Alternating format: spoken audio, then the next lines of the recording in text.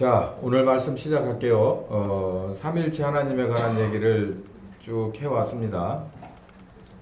그러다가 아버지 하나님에 관한 얘기를 좀 했고 아들 하나님에 관한 얘기를 좀 했어요. 조금 먼 얘기 같으니까 좀 먼저 돌아보는 게 좀 필요할 것 같습니다. 질서의 하나님이에요. 삼위일체 하나님이라고 그래서 서로 부딪히지 않습니다. 질서의 하나님인 것을 바울이 그렇게 말했죠. 하나님은 어지러우면 하나님이 아니다. 왜 그런지를 제가 여러분 앞에 말씀을 드립니다. 아버지 하나님은 주로 계획하시는 일을 해요. 그래서 이 세상을 만들고 안식을 꿈꾸셨죠. 그런데 문제가 생겼습니다. 그게 바로 우리가 하나님의 뜻대로 되지 못했어요. 우리가 사람이죠. 이 세상의 모든 것은 하나님의 뜻대로 지금도 돌아가고 있습니다. 뭐 지구 온난화니 뭐니 이런 이상한 소리 하는데 전 잘 모르겠어요. 그쪽 전공이 아니라서 뭐 전공이라도 얘기하면 믿어준답니까?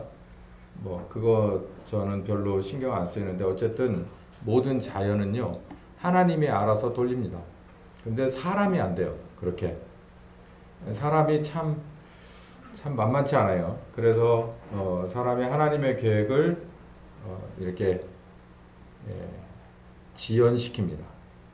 근데 이게 우리 같으면은 지연되면 그 장애물을 그냥 격파해버리고 끝내면 되는데 하나님은 그렇게 안 하시고 이걸 어떻게든지 새롭게 다시 만들 계획을 세우신 거예요. 그게 그래서 하나님이 우리하고는 전혀 다른 본질이다라는 것을 알 수가 있죠.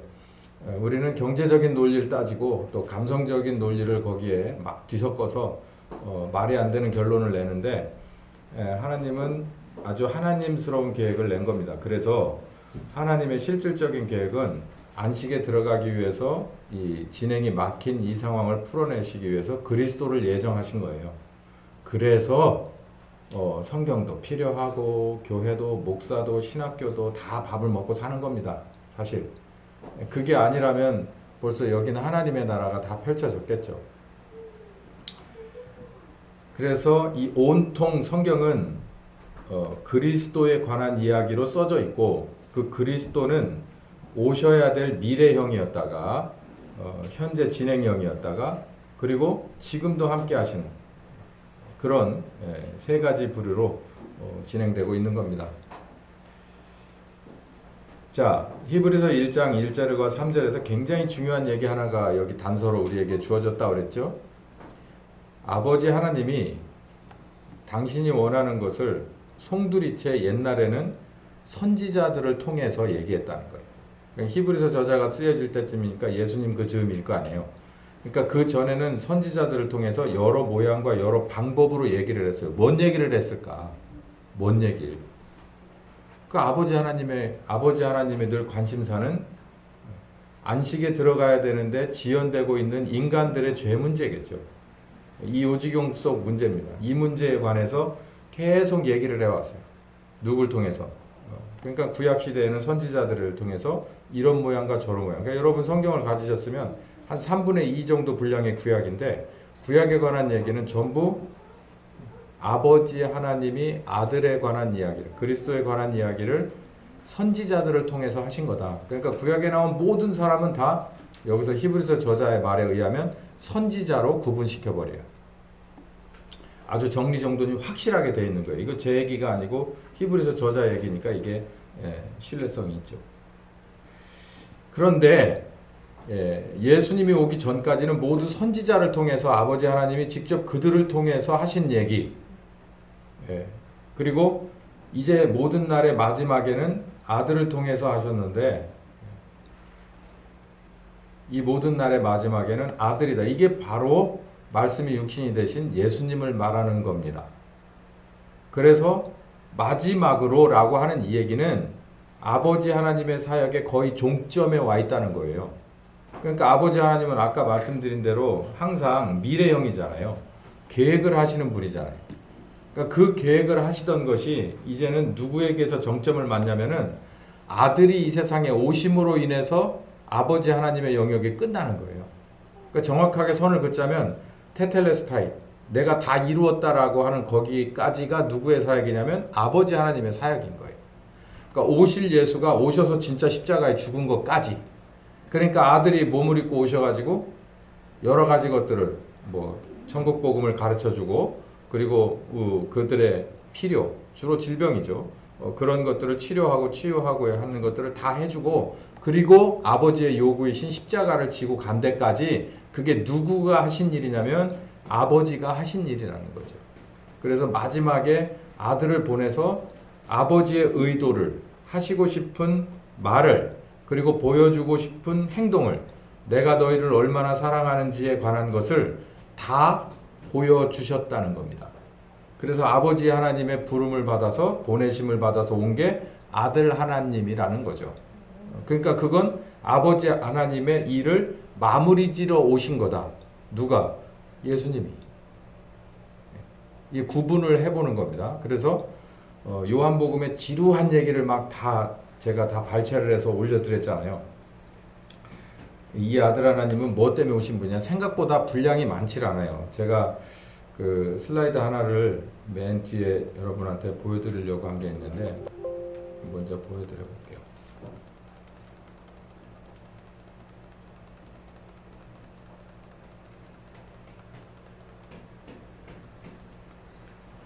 예. 여기 보면 이 아버지 하나님이고 이게 성령 하나님이에요. 그 이 가운데 있는 게 아들 하나님인데, 아들 하나님은 여기 이렇게 동그라미로 보면 아버지 하나님 쪽의 일을 하신 거죠. 마무리를 진 거예요. 이 동그라미에 요만큼이 부족했는데 아들 하나님이, 요 나머지는 이 많은 부분은 누가 다 했냐면 선지자가 한 거예요. 선지자, 사람 선지자가 다 했고, 여기에 있는 요 십자가를 지시는 요 근동의 요 부분, 몸을 입고 오셔서 예수님이 하신 그 일은 하나님의 아들만 할 수 있는 일이에요. 그래서 진짜로 말씀이 몸을 입고 와서 그대로 실행해서 마지막 마무리를 이렇게 쳐준 겁니다. 그리고 예수님이 하신 일은 다 끝나요. 그 다음에 이제 누구한테로 바톤이 넘어가냐면 성령 하나님한테로 바톤이 넘어가는 거예요. 그러니까 예수님의 영역은 굉장히 짧은 거예요. 한 33년 안에 하신 것도 사실은 아버지의 일을 마무리 짓는 걸로 끝난 거예요. 그리고 이제는 정말 길고도 긴 이 세상의 마지막뿐만 아니라 종말의 심판까지도 누구의 이름이 드러나냐면 아들 하나님의 이름이 드러나거든요. 그건 누구에 의해서 드러나냐면 성령 하나님에 의해서 드러나고, 또 하나 여기에 집어넣으면 우리들을 통해서 드러나는 거예요. 그러니까 아들은 여기 오셔서 뭐 한 40년 미만, 35년 미만을 살다 가셨지만 이제 그 이후로 이 세상의 끝까지, 아니 영원토록 누구 이름이 드러나느냐면 아들 하나님의 이름이 드러나요. 누굴 통해서?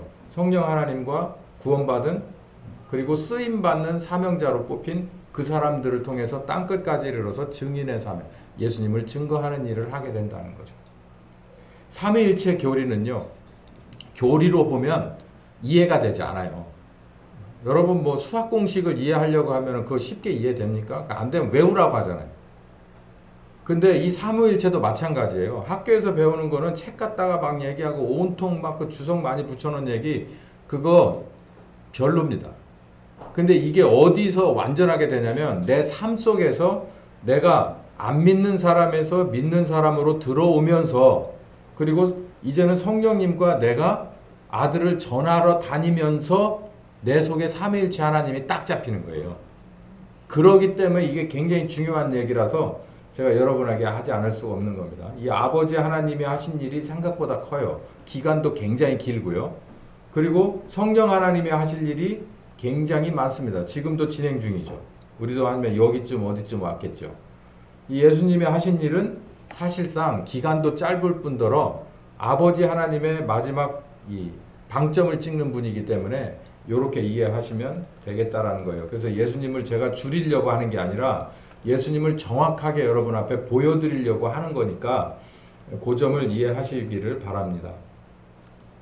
그래서 예수님이 처음에 오셔서 한 일이 아버지의 일을 마무리 지려고 오셨으니까 예수 그리스도의 대속을 우리에게 전하여 주는 거예요. 이거는 아버지 하나님이 너희를 사랑해서 나를 보내서 십자가의 제물로 보내신다. 바로 이 일은 누구의 일이다? 아버지의 일이다. 내가 이 일을 하러 보내심을 받은 그 당사자다. 그러니까 그리스도다라는 것을 계속 증거했다는 거예요.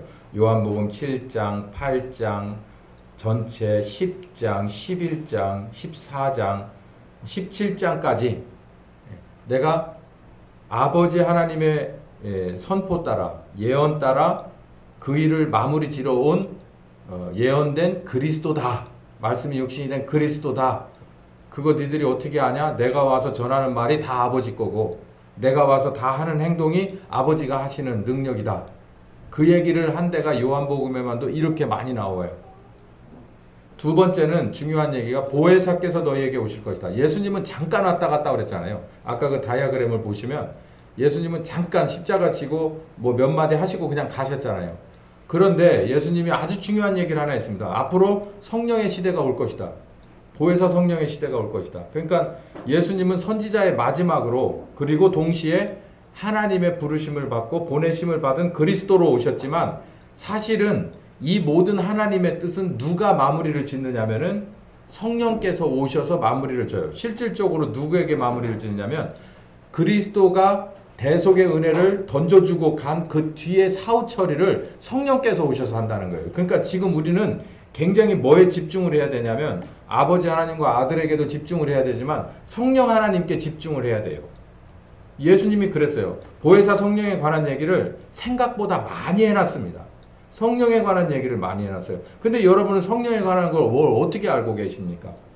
이거 굉장히 우리 정말 중요하게 생각해야 될 거예요. 그러니까 이 보혜사 성령 가지고 그 어떤 사람들이 나와가지고 교단 하나 만들어서 잘해 처먹고 있잖아요. 우리가 등한시했기 때문에 그래요. 우리가 등한시했기 때문에 저 말도 안 되는 걸 가지고서 기락 우기고 있어요. 잊어버릴 만하면 저희도 뭐 제3성전인가 뭐 무슨 성전 뭐 해가지고 저한테 편지 와요. 정신 똑바로 차리고 목회하라고. 모르는 거 있으면 물어보라고. 아무 말도 안 해요. 여기 보혜사 성령님은 선생님이에요.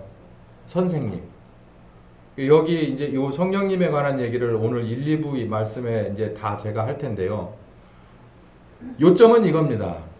제가 오늘 하루 종일 드릴 말씀은 가르치는 건 우리는 누구의 가르침이라고 생각하느냐면 크게 보이는 가르침과 보이지 않는 가르침을 우리는 생각해요.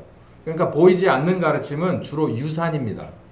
그러니까 가족을 통해서 그리고 누군가가 말로 안 해도 그냥 이렇게 몸속으로 이렇게 스며드는 거죠. 그냥 오른손으로 젓가락질하는 부모 밑에서 어지간하면 오른손으로 젓가락질하고 그냥 이 식성을 그냥 그대로 이어받아요. 그리고 생활 습관도 그대로 이어받듯이 누군가가 이렇게 해라 저렇게 해라를 심하게 얘기하지 않아도 그냥 거기서 이렇게 묻어들어오는 그런 게 있어요. 그리고 나머지 또 대부분은 뭐냐면 요즘 뭐 우리나라 뭐 뿐만 아니라 선진국이라 하는 데는 교육이라는 게 어마어마하잖아요. 그 상아탑이. 그 어마어마한 사람 선생님의 교육입니다. 근데 여러분 교회는요. 제가 신학교를 다니면서 어쨌든 길게 다녔잖아요. 근데 이 두 가지를 다 말하는데 뭐가 결핍이 되어 있냐면 보혜사 성령에 관한 것은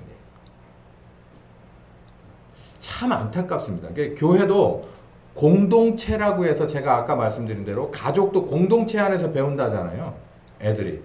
그래서 어른들이 그러잖아요. 그 집안은 옛날부터 교육자 집안이었어. 이렇게 어른들이 얘기하고 그 집은 신사적이요. 이렇게 얘기하는 건 그 집의 가풍을 얘기하는 거잖아요. 그것처럼 교회도 공동체라고 하는 문화가 있다고 말을 해요. 저는 공동체라고 하는 문화가 교회 공동체 문화가 뭔지 잘 모르겠어요. 제가 오늘 오후 예배쯤에 이걸 아주 신랄하게 비판할 텐데 교회 공동체라고 하는 것을 신학교에서 굉장히 강조를 하던 때가 있었습니다. 지금도 그럴 거예요. 뭐 안 되면 그쪽으로 이렇게 안 되는 카드를 소외된 카드를 막 드러내니까 교회 공동체에서 도대체 뭐가 있는데? 우리 교회는 역사와 전통이 짧아서 그런가? 그렇지 않은 저기 그 서울에 있는 큰 무슨 교회는 뭐가 있나? 그것도 허상이에요. 더 재밌는 건 선생님 교육입니다. 주로 목사를 필두로 해가지고 뭐 교육 목사 있고 뭐 교육 전도사 있고 무슨 뭐 하여간 뭐 신학교 있고 뭐 무슨 교육원 있고 뭐 평생교육원 있고 평신도 교육원 있고 교육원 많아요. 거기 가면은 PhD 가진 사람들 주로 와가지고 교수라고 명찰 달고 뭘 해요. 그 사람이 가르쳐 주는 거잖아요. 저도 그 중에 하나입니다. 사람이 가르쳐 주는 게 제가 볼 때는 한 80% 되고요. 신자들의 삶 속에서 사람이 가르쳐 주는 게 7, 80% 되고 나머지 한 20, 30%는 교회 공동체의 습속인데 전 이 두 가지가 다 한심하다는 거예요. 왜냐하면 성경은 그 얘기를 하고 있지 않아요. 사도행전 1, 2장을 보세요. 교회 공동체는요, 머리가 예수 그리스도고 그 머리 대신 그분이 우리들의 몸을 지탱하는 건 성령 하나님입니다. 그럼 교회는 성령께서 운행하지 않는다면, 다시 정확하게 말하면 교회는 신자들이, 성령님은 교회를 운행하려고 하죠. 운영하고 끌어가려고 하죠. 신자들이 성령님에 관해서 연결점이 없다면 그거는 소위 말해서 율법 교회인 겁니다. 죽은 교회.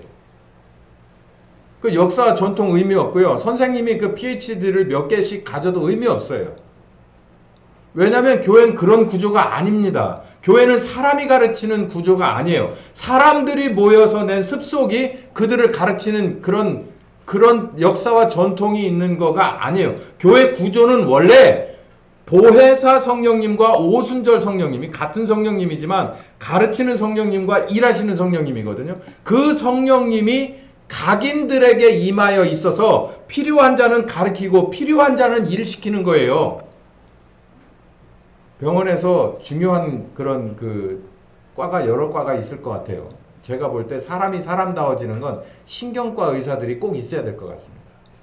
왜냐하면 이 신경이 사람의 그 전체를 잘 원활하게 이어져야 이 사람이 그래도 사람 같아 보이거든요. 근데 이 신경이 만약에 문제가 생기면 마비가 오죠. 교회의 신경은 아마도 성령님일 거라고 저는 비유할 수 있습니다.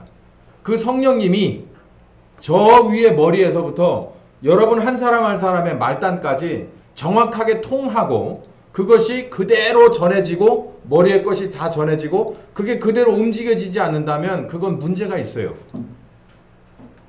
그런 걸로 점수를 매겨볼 때 정말 지금에 계신 교회는 제가 지금까지 목회를 해오면서 이 한국의 교회도 얼마만큼 성령님과 이렇게 잘 통해서 머리 대신 예수 그리스도가 저 말단까지 잘 전해지느냐라고 볼 때 낙제점도 그런 낙제점이 없습니다.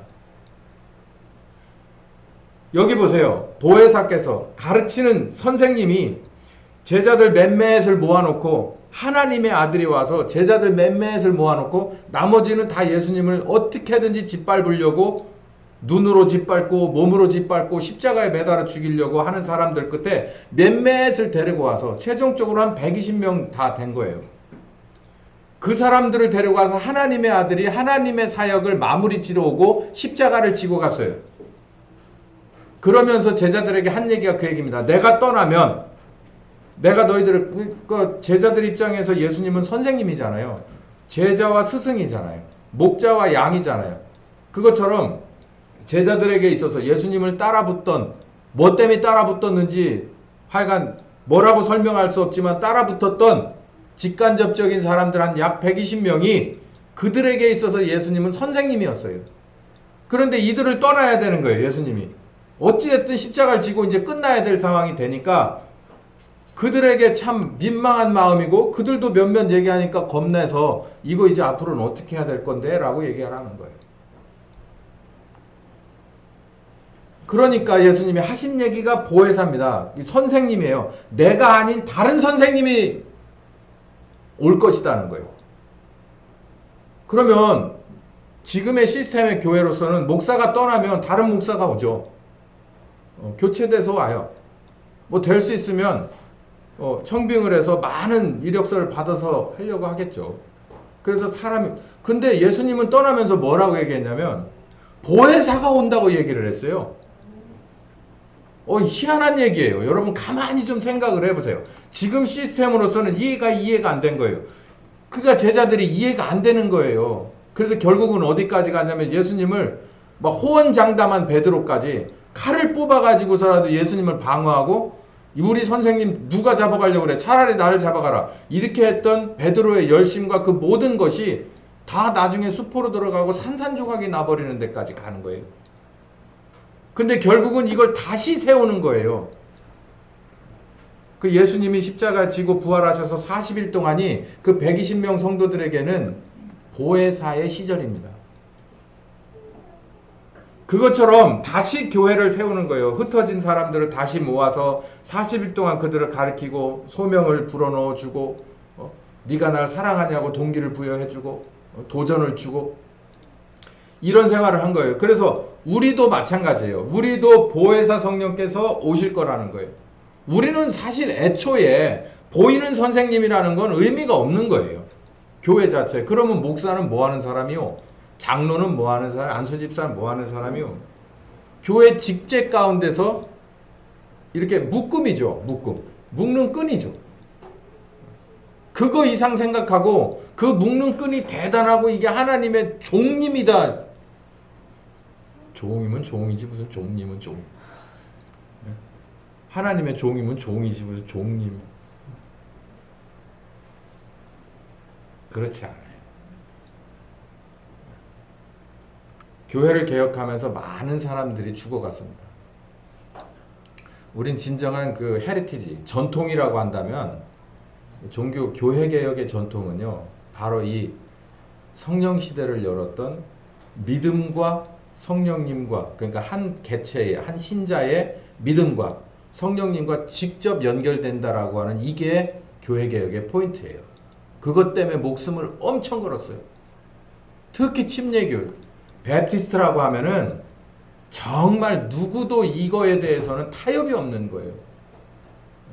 현실이 그러냐라고 한 데는 참 제가 머리를 못 들겠습니다만 저와 여러분만이라도 이 교회만이라도 우리는 이 진정한 이 전통을 이어받고 이게 성경적인 전통이에요.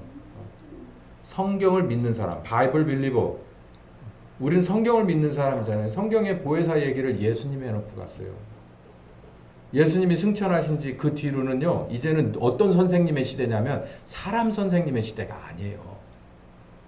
보혜사의 시대입니다. 영이신 하나님의 영이신 선생님의 시대예요. 그 얘기를 여기 이렇게 해놓고 이 비유 저 비유 해가면서 포도나무의 비유 뭐 이 보혜사 성령의 교육을 어떤 식으로 너희를 시킬 것이다.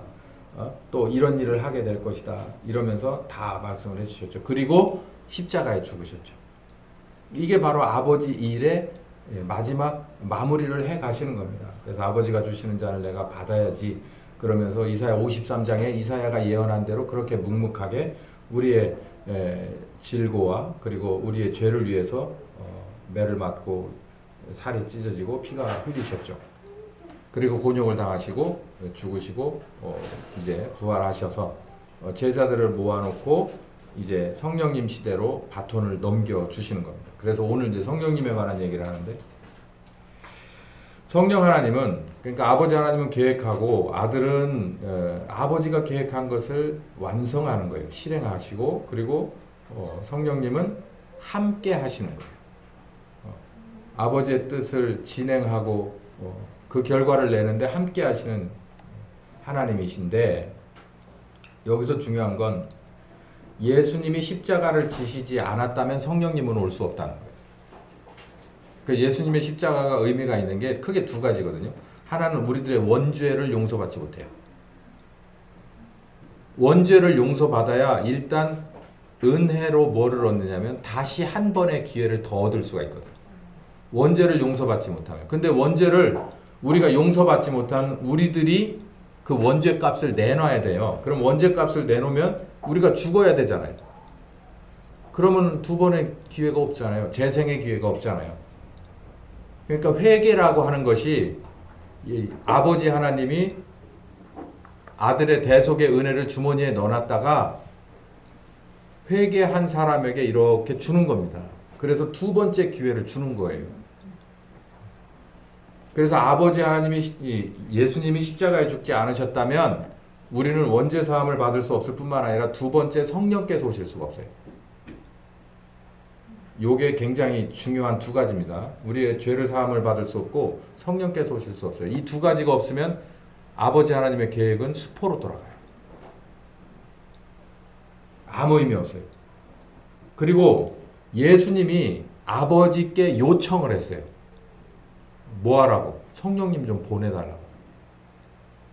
그러니까 몸을 입으신 마지막 아들 선생님으로서 오셔가지고 다 일을 마치고 나서 이제는 떠나가실 때 내가 아버지한테 요청을 할 텐데 선생님 하나를 더 보내달라. 바톤을.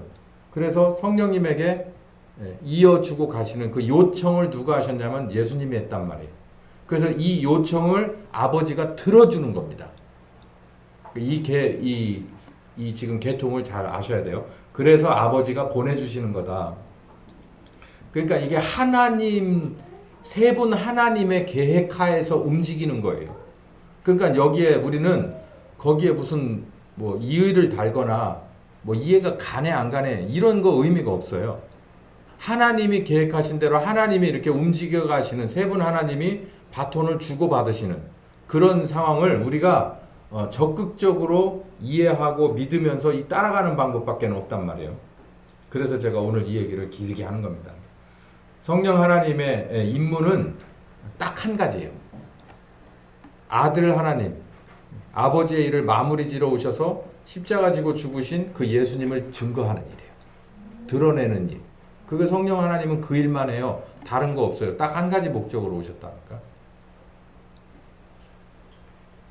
그리고 신자와 함께 하시는 일. 그러니까 이 성령 하나님이 오셔서 아들을 증거하기 위해서 두 가지로 증거를 하시는데 하나는 당장 거듭나가지고 뭐밖에 모르는 예수의 예자밖에 모르는 하나님의 하자밖에 모르는 그런 어린 뭐랄까요. 그냥 이제 거듭난 애기 신자를 키우는 일을 해요. 그러려면 뭘 갖고 키워요? 성령 하나님이 와서는 아들을 계속해서 증거해주는 일만 한다는 거예요. 성령 하나님이 여러분을 일주일 내내 여러분에게 가르쳐준 게 있어요? 일기를 써오라 그래야 되겠구나. 일기를 써오라 그래야겠어. 한 1년만 검사하고 나머지는 검사 안 하고. 성령 하나님과 일주일 동안 내가 아들 하나님을 배운 거에 대한 일지를 써보라 그래야 되겠어. 그게 뭐 큐티 노트라고 해도 상관은 없는데 큐티하고 이거하고는 좀 많이 달라요. 큐티는 성령 큐티 여기서 우리가 말하는 큐티하고 성령 하나님이 하는 거하고 틀려요. 근데 어쨌든 제가 이 계통을 말씀드리는 거예요. 성령 하나님이 거듭나가지고 교회 와가지고 이제 이게 하나님 이게 예수님이구나 이 뭐 열심 조금 생기고 뭐 또 체험 조금 있고 한 그 상태부터 성령 하나님이 계속 가르쳐줘요. 누구를? 예수님을 가르쳐줘요. 그래야 크니까. 그러니까 여러분에게 성령 하나님은 일주일 동안도 뭘 하길 원하셨냐면 예수님을 계속해서 증거하길 원하셨다고요. 주무시지 않고 졸지 않고 어떤 상황 어떤 순간이라도 성령님은 놓치지 않고 그 일을 하고 싶었어요. 이미 일주일 내내. 그리고 오늘 온 거예요. 그럼 여러분이 뭘 얼마나 배웠나 그걸로 인해서 내가 얼마나 잘았냐 이거를 굉장히 고민해야 돼요. 그러고 이제 성경 말씀을 계속 들이대야 돼요. 시간을 아껴라. 세월을 아껴라. 한 번 준 기회를 놓치지 마라. 니네 기름 없으면 어떻게 할래? 그 다섯 처녀, 열 처녀의 비유.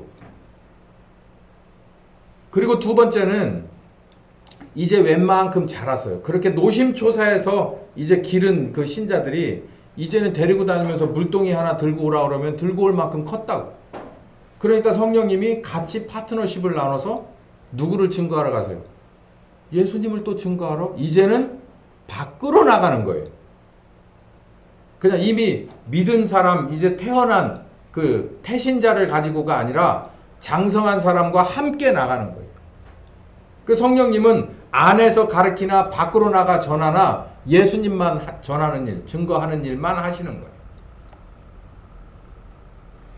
요한복음 14장 16절에서 18절에 이렇게 시작됩니다.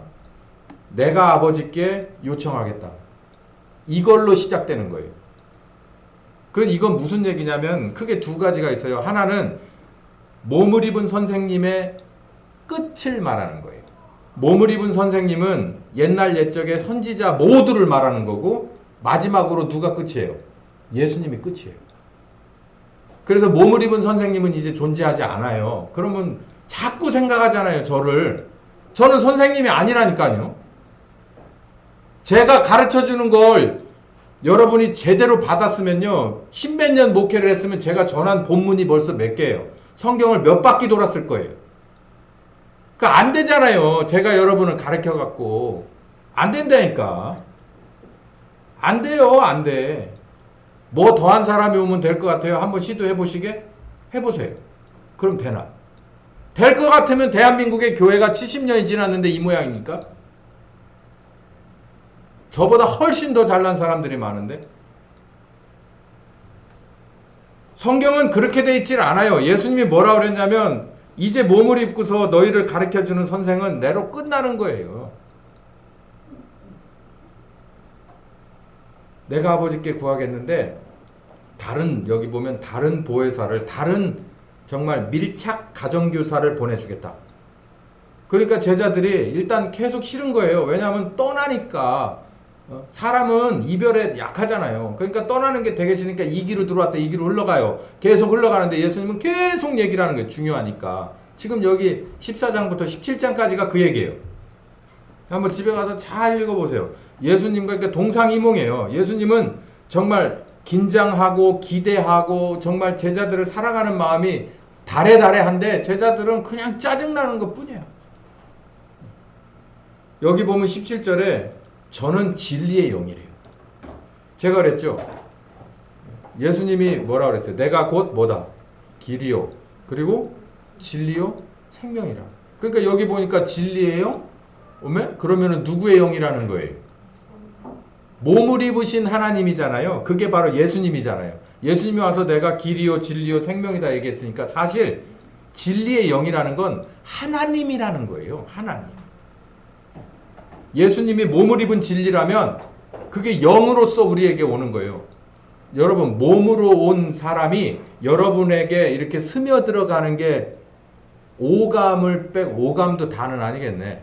시각, 또 뭐 청각, 뭐 몇 가지 감각기관이 있어요. 근데 몇 가지 감각기관이 여러분을 바꾸지 못해요. 그런데 이 영으로 오시면은 그 영이 우리들의 영으로 들어오셔서 바울에 의하면 마음으로 내려오고 몸까지 내려가는 거예요. 그렇기 때문에 영이 오시는 거예요. 영이 굉장히 중요한 거예요. 진리의 영이신 바로 그분을 내가 구하겠다.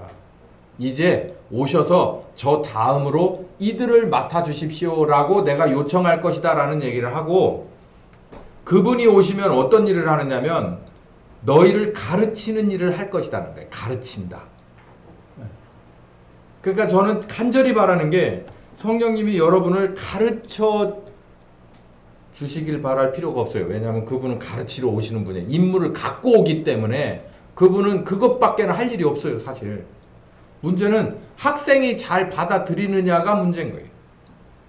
그러니까 여기 보면 바울이 고린도에 그 편지를 쓸 때 이 거룩한 달리기를 하잖아요. 우리 다 경주하는 자라고 하는 거예요. 그러니까 똑같이 신자들을 놓고 성령께서 이렇게 가르치는 건데 이 선생님한테 이렇게 뭐 50명, 60명이 있으면서 거기서 1등부터 60등까지 나오잖아요. 그게 어떻게 되는 거예요? 학생이 머리도 좋은 것도 중요하지만 학생과 선생님하고 잘 맞아서 잘 믿고 따르고 배우면은 그게 1등으로 근접하는 거예요. 그것처럼 바울이 말하는 경주도요. 성령님하고 우리가 여기서 다 경주를 하는데 여기서 석차를 매기면 1등부터 꼴찌까지 있다고. 그거는 다 누구 탓이냐면 성령님 탓이 아니고 여러분 본인 탓이에요. 너희를 가르친다는 거예요. 똑같이 가르쳐줘요. 이놈은 이쁘니까, 이놈은 부모가 잘났으니까, 이놈은 부모가 아무것도 없으니까, 이놈은 혼자 교회 나오니까 이런 거 없어요. 다 똑같이 영이신 공평과 정의의 하나님의 영이 와서 다 가르쳐줘요. 누구를? 예수를 가르쳐준다니까요. 그래서 저는 목회를 하려면 똑바로 해야 된다는 게 성령님이 하는 일을 가로막지 않으려고 노력을 해요. 근데 그게 또 쉽지가 않아요. 제 과도한 열정과 제 과도한 나름 자칭 사랑이 성령님이 여러분을 돌보고 가르치는 일에 방해가 될까봐 저는 굉장히 두려울 때가 있어요. 근데 또 제가 한 발 더 뒤로 빼면, 한 두 발 뒤로 빼면 이게 막 완전히 교회가 흐느적거려. 예배가 시작한 지 30분이나 돼야지 이제 총원 들어와서 앉아있어. 이걸 어떻게 그냥 놔둬? 성령님은 이거 이러면 돼 라고 얘기를 하진 않을 거 아니에요. 가르쳐준다고 그랬습니다. 여러분을 가르쳐주는 두 번째, 요 얘기는 좀 지나가서 하십시다. 이따가 오후에 중요한 얘기니까 하기로 하고요.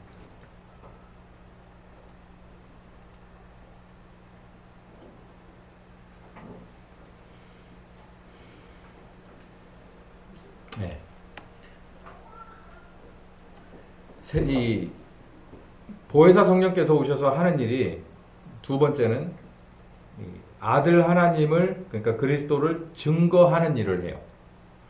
그러니까 전 굉장히 아쉬운 일이 하나가 있어요. 뭐냐면 교회 전통, 교회 공동체의 전통, 그리고 신학과 또 뭐 이런 사람 선생님이 주로 하는 이런 커리큘럼 가운데는 뭐가 빠지냐면, 성경은 분명히 예수님을 가르쳐야 된다고 되어 있거든요. 예수님을.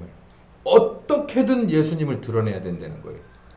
근데 우리 교회 공동체가 어떻게든 예수님을 드러내느냐.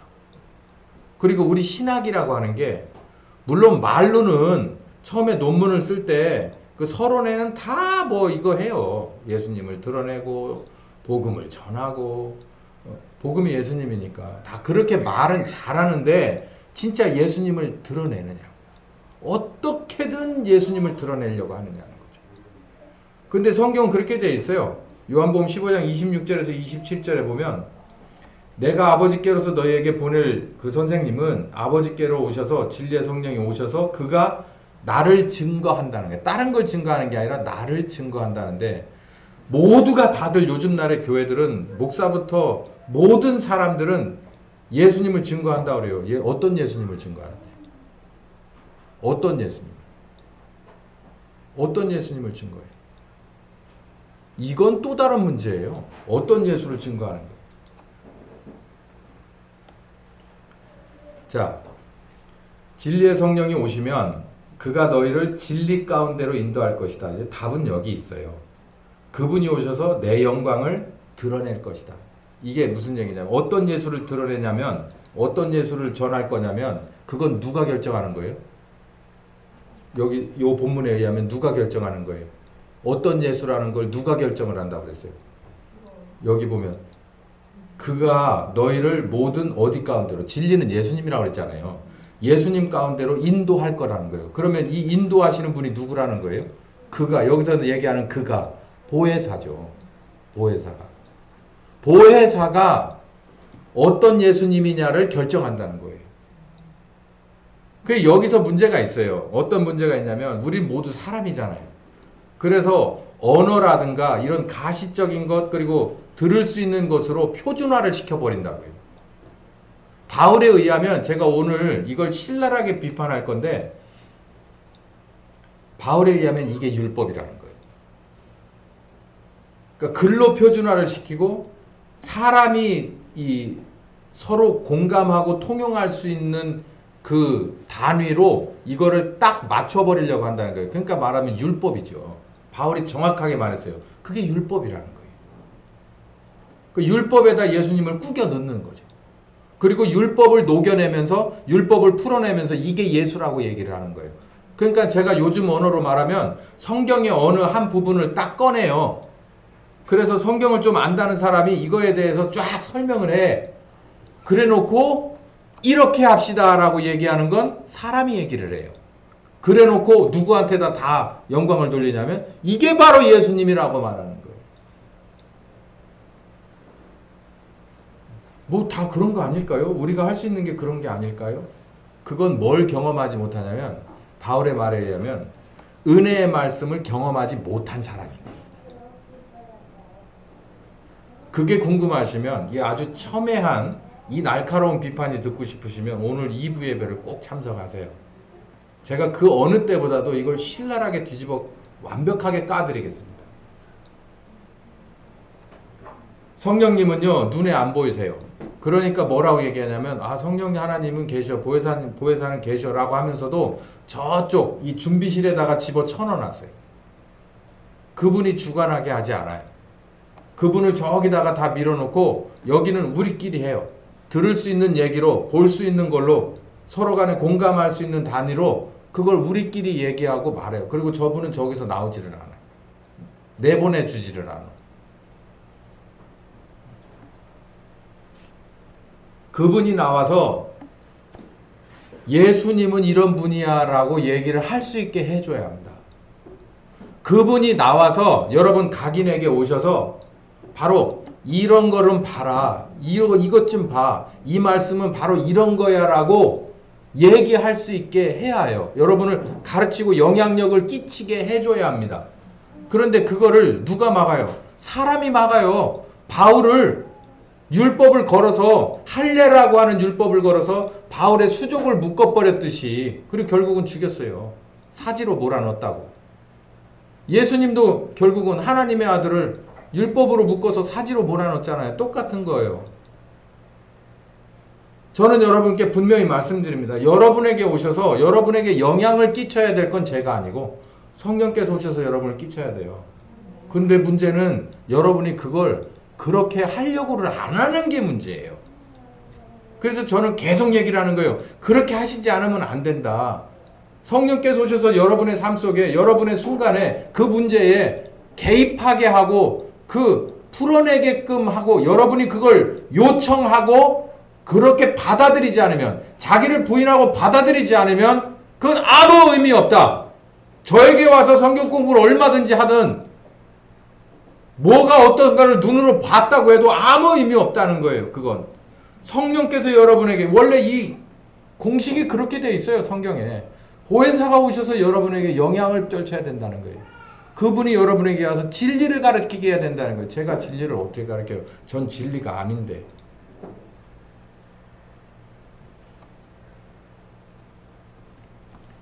이제는 이렇게 할 것이다 라고 하는 그 예수님의 예언이 어떻게 진짜로 이루어졌는지 정말 따끈따끈하게 이루어진 이 성경에 나오는 이야기로 한번 보자고요. 어떻게 해서 그렇게 이런 일이 벌어졌어요. 제자들을 예루살렘을 떠나지 말아달라라고 요청을 했어요. 예수님이 이제 진짜 떠나시네. 부활하신 예수님이 정말 이제 눈으로 볼 수 없는 상황이 돼요. 사도행전 1장을 읽어보면 요 5절에 뭐라고 되어 있어요. 이 얘기를 하시며 8절에 이제 땅끝까지를 내 증인이 될 거야. 알았지? 여기서 잘 기다려. 기도하면서 기다려라. 그리고 이렇게 공중부양돼서 올라가게 표현되어 있거든요. 그러니까 제자들이 올라가시네. 올라가시네. 아마 이랬을 거예요. 그러더니 보여? 구름 사이로 보이긴 해?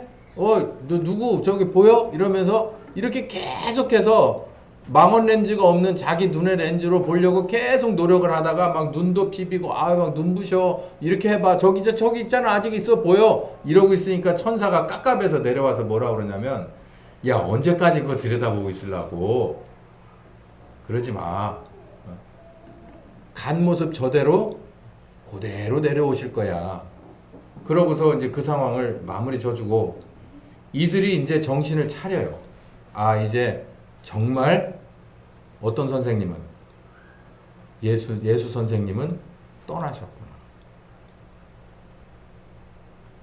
그러고 나서 이제 어안이 벙벙한데 분명히 이제 베드로가 나섰겠죠. 뭐 하자는 거예요? 우리 예루살렘으로 돌아가자. 예수님이 하신 대로. 여기서부터 뭐가 이끌어가기 시작하냐면 예수님의 무엇이 끌어가는 거예요? 말씀이. 예수님의 말씀이 이들을 끌어가기 시작하는 거예요. 제가 없어도 여러분에게 전해드린 말씀이 여러분을 끌어가시면 그게 요 모습인 거예요. 제가 예수님도 아니지만 근데 그게 안 돼. 왜냐면 목사님이 이럴 때는 이렇게 하라고 그랬는데 막 적어놓는 사람들이 있어요. 그래도 뭐가 안 되냐면 하나님이, 그러니까 진리의 영이 오셔서 나를 가르친 게 아니기 때문에 그건요, 일로 왔다 이리 가고 그 노트 아무리 보고 얘기해봐야 효과 없어요. 현실에 가서는 하나도 적용이 안 돼요. 근데 여기 이 예수님이 부활하시고 나선 보혜사 성령 역할을 하셨기 때문에 그 부탁의 말씀이 마음속에서 살아난 거예요. 그래서 이들이 예루살렘을 떠나지 않습니다. 그 말씀이 움직이기 시작하는 거예요. 그리고 이들이 그 뒤에 가서 전혀 기도에 힘쓰면서 이 빠진 그 한 명 그 제자 골석된 그 자리를 제비를 뽑아서 이 사람들 봐라. 처음에는요 그냥 그랬는가 보다 라고 돼 있을 거예요. 근데 성경 속에 이렇게 파고 들어가서 보면요 대단한 겁니다. 이 사람들의 그 한 일이. 제가 그 얘기를 하잖아요. 사실상 따지고 보면 이들의 전적인 기도 기간은 열흘이었다고. 예수님 40일 지나고 나서 오순절까지 10일 딱 남았잖아요. 10일 기도했다고. 근데 이들 중에 누구도 우리가 열흘만 기도하면 성령님 오실 거라고 생각한 사람 아무도 없어요. 언제가 될지 기한이 없어. 인디안 기후제예요. 끝까지 가는 거예요. 나는 기도하다 늙어 죽을 수도 있는 거예요. 별 생각 다 했겠지만 말씀이 그 사람들을 최소한 120명의 성도들을 꽉 묶었어요. 육신은 떠나가셨지만 그 말씀이 남아서 그들을 묶었다고요. 그게 누가 가르쳤기 때문이에요. 보혜사 성령의 역할을 하신 부활하신 예수님이 가르쳤기 때문에. 그전에는 가르쳤어도 어떻게 했어요? 다 도망갔잖아요. 신기하지 않습니까?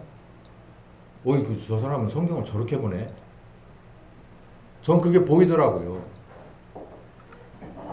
그전에는 예수님이 몸을 입고 와가지고 손에다 들려주면서 가르쳤지만 다 도망갔잖아요.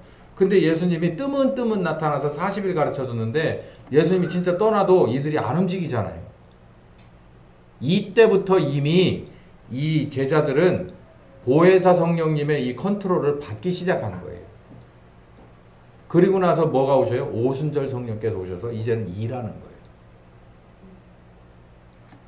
우리 교회는 아마 보혜사 성령님이 아직도 일을 많이 하셔야 될 거고 오순절 성령님이 또 오셔서 우리를 들어서 일을 하러 나가셔야 될 때가 있을 거예요. 그래도 뭐를 알아야 되냐면 성령님의 이 실상을 알아야 된다는 겁니다. 두 번째는 어떤 일이 벌어졌냐면은 십자가에 못 박이신 예수님을 드러내놓고 얘기를 해요. 부활하신 예수님, 그게 누구다? 아버지가 보내신 그리스도다라고 얘기를 해요. 이 그리스도라는 메시아라고 하는 단어를 얘기하면 유대인들은 다 알아듣습니다. 우리들이 뭐 추석 명절 이렇게 얘기하듯이 뭐 단오 얘기하듯이 다 알아듣는 거예요. 그리스도가 누군지. 이들에게는 그 나라의 그런 종교였기 때문에 바로 너희가 십자가에 매달아 죽인 예수가 3일 만에 부활하셨고 그분이 그리스도였어 라고 얘기를 하고 있어요. 이거 돌멩이 맞아 죽을 일입니다. 목숨 걸은 거예요. 이들이 달라졌잖아요. 엄청 달라졌어요. 그것뿐인 줄 아세요? 세 번째 보면은 이런 일이 벌어집니다.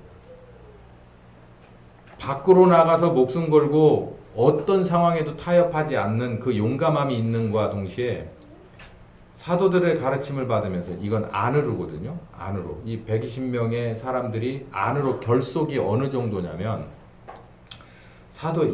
일사불란하게 사도의 가르침을 받아요. 그리고 떡을 떼고 기도하고 그리고 많은 사람들과 더불어 재산과 소유를 팔아서 공유해요. 그럼 뭐 상상하기도 어려운 일이죠.